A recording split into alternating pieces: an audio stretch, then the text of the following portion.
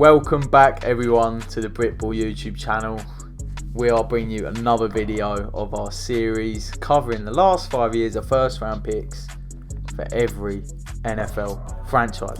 Today we are covering the 2018 Super Bowl champions, Philadelphia Eagles, and as continuing from the other videos, the very important message applies. If you're watching this, you're probably not subscribed. If you enjoy this video, please subscribe. It will make our day. And we're going to dive straight into the video. Starting off with the very first pick that the Eagles took most recently, which was Jaden Reagor, wide receiver out of TCU. He played only 11 games this season for just shy of 400 yards and 2 TDs. Underwhelming season being an understatement, to be honest. He had big expectations coming out of the draft and he's just not lived up to it at all. He's got the inability to make an immediate big play threat, and it held back the offense in a big way, having only 2 catches this season for 25 plus yards. He doesn't look like a polished receiver at all. He's inconsistent running routes, very poor receiver awareness as opposed to underlying coverage. He was doubted as having consistency in college and he's coming to the NFL with him, so you can't say you're surprised in that regard. You knew what you were getting and you've actually got it. And he also had his injuries, hence why the only 11 games. So add up all the little nitpicking and poor decisions as a player on a personal level. It's created a player who's graded himself a D, so he needs to improve massively this off-season, but it's not looking good. Yeah, I mean, coming into the draft, this guy coming out of TCU, everyone was saying, he's had a bad quarterback play. That implies that he's got some sort of route tree and the quarterback just missing him. No, that's not the case at all. This route tree that this guy's got is the run straight. That's all he's got. Pelt it straight and hope someone throws a holy deep ball to him. He can't do a lot at all, and I think you can just write this off already, but maybe we need to give him a season or two.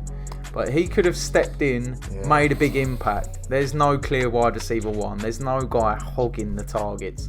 But yeah, this guy's not that good. Okay, next we've got Dillard. So he came into the league in some could say it's in a difficult position. You're supposed to be replacing Jason Peters, who's at the end of his career, Hall of Fame left tackle.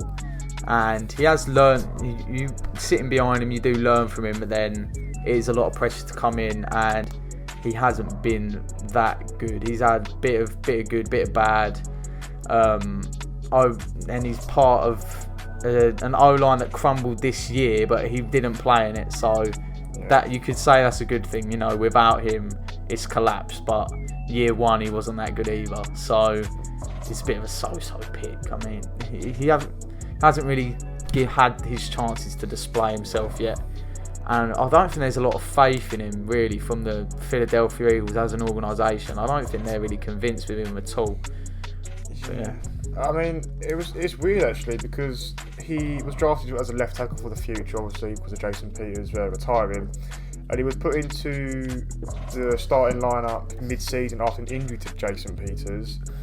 He had a rough start, but then he had a star performance against Khalil Mack's D-line, if those of you remember that as well. He was benched when Peters came back, which at the time was questioned because he was playing very well, but he hasn't lived up to the hype, especially considering you've got a role model in front of you. He needs to stay healthy because he's got injury concerns of himself, but it's difficult to grade considering the Eagles' O-line was poor, so you can't really blame it on one person, you blame it as a collective, but he didn't make himself stand out, so he needs to have a big year. I've got Derek Barnett, the defensive end out of Tennessee. In the 4 seasons he has been there, he's played 48 games and racked up 19.5 sacks, in which the Eagles extended his 5th year option, which isn't a bad idea. He did split opinions since he's been good, but he hasn't had a season above 6.5 sacks yet, which is the main age of a job rusher. In 2020, it all sort of came together though. And whilst the stats didn't say he had an outstanding season, he was a big-time player. It just doesn't really end in stats, which is a shame, but some things are more important than stats, and I think this is a very good example of it. He probably isn't worth the money he's being paid for his 5th year option, which I believe I'm not going to guess here. I'll probably end up butchering it, but he's been paid a fair amount. I don't think he quite deserves it, but he is being consistent enough to warrant a new deal, I'd say.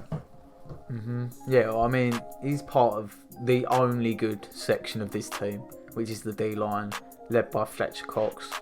And I mean, that says a lot. The D-line unit is decent. He is part of a decent D-line. And is he going to get paid that big contract from the Eagles? They might not give him the deal after the 5th year option. You never know. But yeah, I think it's a decent pick. It's B. It's not that bad. 14th is pretty high. So now, Carson Wentz, is that me? Yeah, it's you. Right. So Carson Wentz. I found this really, really hard to grade. Yeah. Because his second quarterback taken after Goff. I think he's better than Goff. He's probably the best quarterback in this class.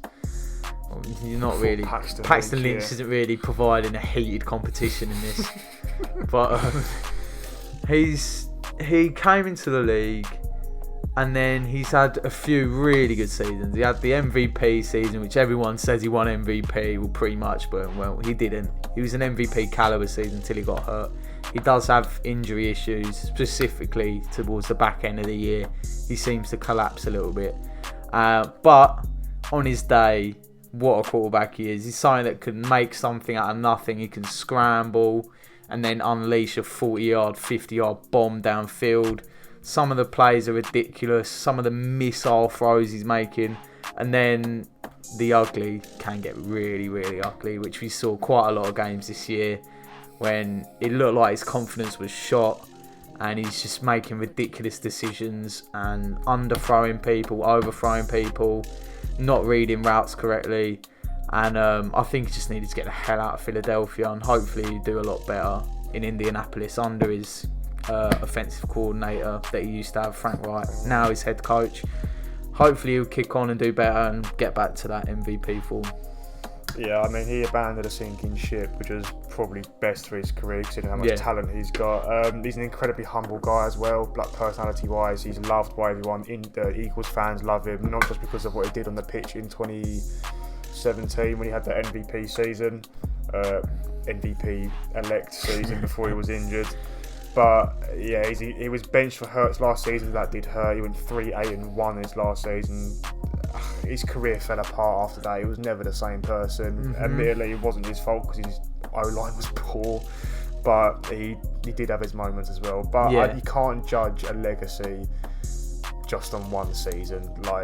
In the 5 years he's been there, he's been brilliant. So I think a B is fair. Yeah, I'm not buying this talk that he's suddenly a bad locker room guy just because he fell out with the Eagles. I mean, this is the guy that, like, his glory was taken away from him by Foles, and he handled it so professionally, so perfectly. He gave loads of credit to Foles, even though he pretty much got them in that postseason.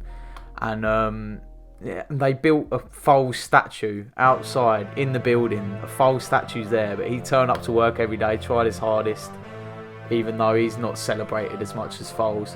And he still gave it his maximum effort. It's not his fault that it all collapsed. And so I thought I'd just add that. Nelson Agholor, wide receiver taken out of USC, spending 5 years in Philly before leaving for the Raiders, in which he played... He had his best year. Yeah, he played 71 games for 18 touchdowns. His first 2 seasons were very, very lacklustre with the Eagles. Poor catching percentage, but in 2017 and 18 he bounced back, ranking 70th in 2018 out of all receivers, considering he was a fringe starter, which is not bad to be fair. Whilst it wasn't the worst, this is a first rounder. He was 20th overall. You don't expect that don't expect a fringe starter to be taken in the first round at all. He wasn't poor in Philly, which is hence why I'm giving him a B, but he certainly wasn't first round quality. In 2019 was the final straw, consistently letting ball slip through his fingers, cost them big time plays, games even. But it's difficult to say he was poor because he didn't, apart from dropping simple balls, like he did the hard stuff well and he just messed up on the simple stuff. But yeah, 2019 you can't go 5 years with is he not and expect to carry on. So And he's had a brilliant season since he left. He's now obviously with the Patriots. But yeah, I think it did him good to leave, and he obviously really won a Super Bowl. So yeah, I mean, definitely got to give a little bit of marks to make that big, just because when him and Alshon Jeffrey and Ertz were all on form in that Super Bowl run, it was great to watch. Some of the players were making them ridiculous, but yeah, it kind of collapsed the year after. And I don't rate the signing to the Patriots at all. I think it's just Mohamed Sanu V2, but I hope I'm not proving wrong. Anyway, that's the end of the Eagles. If we are tired in this video, which I don't know if that will be obvious, but we've just finished an 8-video recording session, and it is 1:15 in the morning, which isn't even that late, but this being entertaining for you guys does zap the energy out of the system. Exactly. Well, when you're putting on a show, yeah, you're giving the viewers what they want, it takes a little bit out of you. Yeah. But I think we've handled it well. We've got our crack energy drinks here, so it's fine. But anyways, like cocaine. Anyways, Eagles fans, tell us what you think. Please drop us a sub. Rowdy bunch. Yeah, please let us know if we did alright. Don't hate us if we didn't do too much. NFC North next. NFC North next. I'm not going to say who to put off with, you have to see. But yeah, that wraps up probably the worst division in the league. Yes. Yeah. Probably the worst division in the league. But yeah, anyways, that's all from us, and we will see you in the next part of our series.